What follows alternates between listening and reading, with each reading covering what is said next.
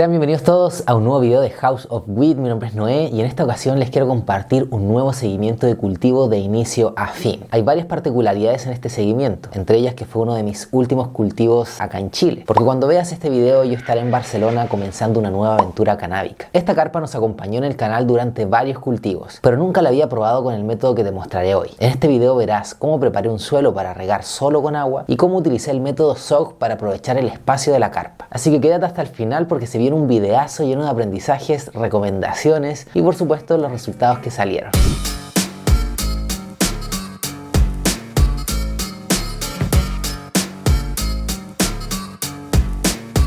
La carpa en sí es relativamente pequeña, pero si se usa de forma adecuada se le puede sacar provecho. En esta ocasión usé 8 macetas de 7 litros para aplicar los fundamentos del método SOG. Este tipo de cultivo busca generar un espacio denso para que las plantas crezcan de forma vertical. Así que usé 8 esquejes y la madre fue Glaze número 8 de nuestra selección de genéticas en Hazy, una variedad resinosa de flores apretadas y duras. Para hacer SOG es importante usar esquejes porque estos crecen de forma muy pareja, muy homogénea. Y la idea es producir un central con 2 o 4 ramas laterales. Para esto también hice poda de bajos y una poda selectiva de hojas.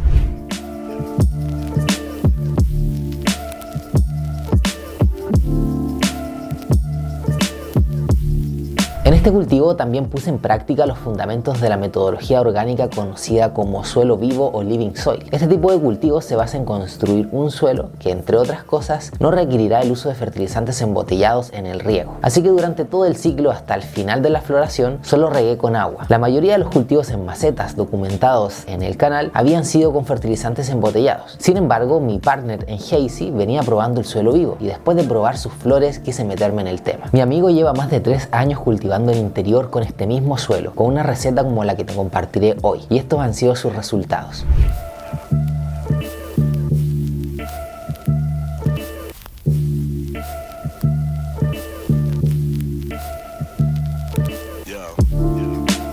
En cuanto a la receta para el suelo, primero necesitamos la base, o sea, el medio de cultivo, el sustrato donde se desarrollarán las plantas. Y esto lo podemos hacer usando 1/3 de compost, 1/3 de coco o turba y 1/3 de piedra pómez, perlita, roca volcánica o arena. Cada uno de estos elementos aportará lo suyo, como materia orgánica, retención de humedad, aireación, etc. O simplemente si se desea evitar el paso de hacer el medio de cultivo, podemos usar un sustrato del tipo light mix como base. Después de tener la base, pasamos a la incorporación de nutrientes, minerales y microorganismos para poder completar de esta forma el suelo y que las plantas puedan tener todo lo que necesitan para desarrollarse óptimamente.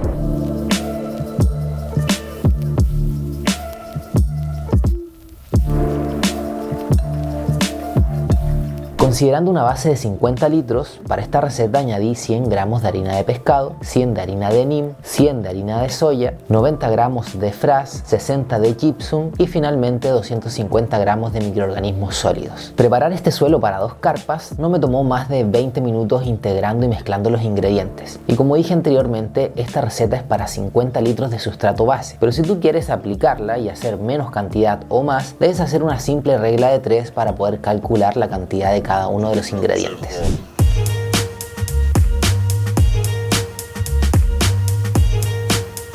Otra característica de este tipo de cultivo es que no es necesario desechar el suelo después de cada cosecha, se puede reutilizar. Los mismos 6 ingredientes de la receta se pueden usar para enmendar el suelo una vez finalizado el ciclo. Reutilizarlo es rápido y fácil porque no hace falta sacar las raíces. Al cosechar se debe cortar las plantas desde la base y se agregan los ingredientes sobre la superficie. Puedes utilizar mulch, compost o ambos para proteger la superficie una vez agregadas las enmiendas. Usar cobertura siempre es útil para retener más humedad y proteger el suelo. Así que es una práctica que te súper recomiendo, sobre todo si queremos mantener toda la actividad microbiológica finalmente del suelo.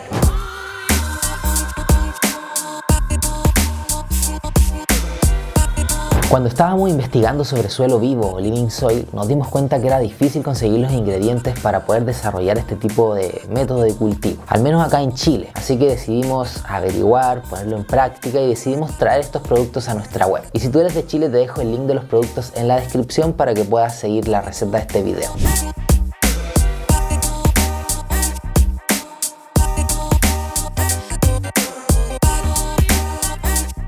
Volviendo al cultivo, una vez preparado el suelo, lo dejé reposar por 3 días y puse los esquejes previamente enraizados de nuestra Glaze 8. Demoré más de la cuenta en poner los esquejes en las macetas definitivas, así que se estuvieron estirando un poco y presentando carencias. Estas se solucionan dándole más espacio a las raíces simplemente. Si estás empezando un cultivo desde semillas y usas este método, te recomendaría germinar en la mezcla base y una vez tengan 10 a 15 centímetros las plantitas, trasplantarla al suelo definitivo. En mi caso, posterior al trasplante, los esquejes estuvieron a 18 horas de luz asentándose en el suelo y tomando fuerza durante 13 días. Como ves, estaban compartiendo la carpa de uno con otras plantas que pronto verás en el canal.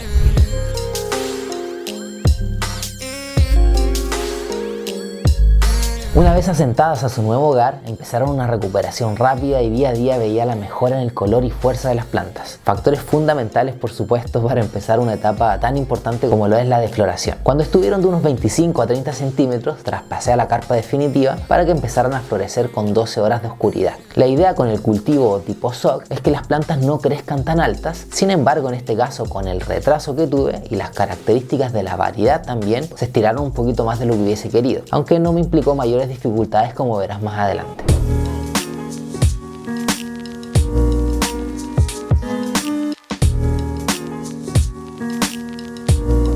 Semanalmente hacía unos 2 a 3 riegos de agua. El proceso es más rápido comparativamente a utilizar fertilizantes, ya que no me implicó tener que prepararlos, sino que simplemente llenaba este balde de 10 litros, que era con el cual regaba toda la carpa. Cuando tenemos macetas pequeñas es súper importante tomarnos el tiempo y hacer un riego lento, al menos el riego manual. De lo contrario, el agua va a escurrir sin haber sido bien absorbida. Así que mi método de riego manual es hacer una primera pasada por cada una de las plantas, regando lentamente con aproximadamente medio litro, y después vuelvo a hacer una nueva pasada hasta que el agua se acabe, siempre esperando que el sustrato, al igual que lo hace una esponja, absorba el agua. Como es suelo vivo, no me preocupé del pH ni la EC, ya que los microorganismos desarrollados en el mismo suelo van a amortiguar cualquier desbalance que pueda haber. Solo hay que ser cuidadosos con las formas de regar. De hecho, una de las plantas presentó una sintomatología que yo la asocié a un riego excesivo, así que apenas la detecté puse más ojo con el riego y con ello no tuve problemas con esta planta, aunque sí una de sus hojas se mantuvo doblada por gran parte del ciclo.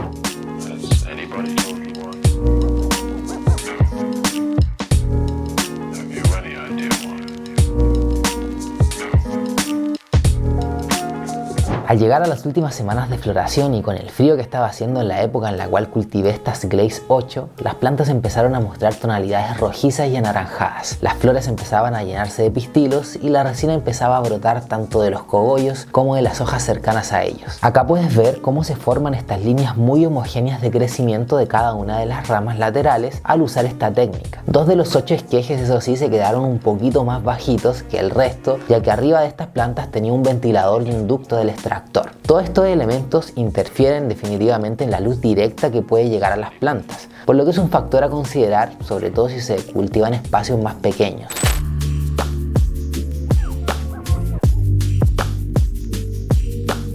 La producción de esta carpa en seco fue de 237 gramos en 2 meses de floración. Puede que no haya sido la mayor producción ni las mayores flores documentadas en el canal en cuanto a tamaño, pero la calidad del material en cuanto a textura, densidad, resina, aroma y sabor es destacable. Las flores estuvieron hermosas y con estas tonalidades bien particulares que toma esta variedad al crecer en temperaturas invernales, que fue cuando cultivé. La resina, por supuesto, hizo honor al nombre de la variedad, ya que glaze significa glaciado, precisamente porque, como pueden ver, hay abundancia de resina. Este fenotipo en particular se caracteriza por un efecto activo, algo fuerte, y por aromas cítricos, diésel y tonos frutales.